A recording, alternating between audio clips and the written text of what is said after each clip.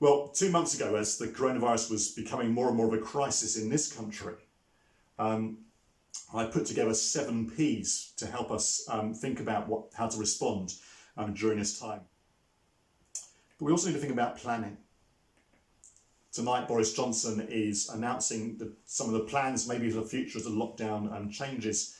And as Christians and as a church, we need to be thinking about how do we plan for the future and prepare for what's coming. And yet, there's a tension here. Because in verse 34, Jesus says, do not worry about tomorrow. Is Jesus saying don't plan for the future? Well, no, because I think worry about the future and planning about the future are 2 very different things. See, Jesus definitely planned about the future, even though his plans would give most of us incredible reasons to be anxious. Jesus said to his disciples a long time before he went to Jerusalem, before he went to the cross, he said this.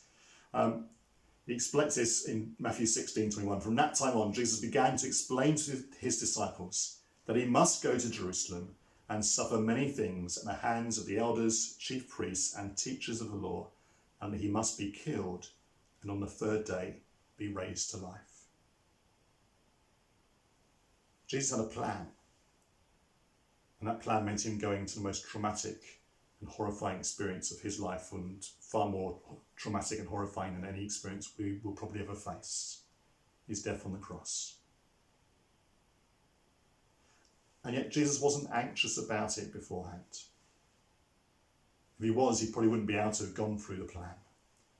Often anxiety stops us planning for the future. No, he trusted that the future was in God's hands. And so he was able to follow the plans that God had set for him. And as Christians in this time, we need to be able to lift ourselves from the anxiety to seek God's kingdom by planning for what may be in the future. Knowing that our plans won't always work out or be in line with God's plans, but trusting that as we seek to do our best, God will make use of that.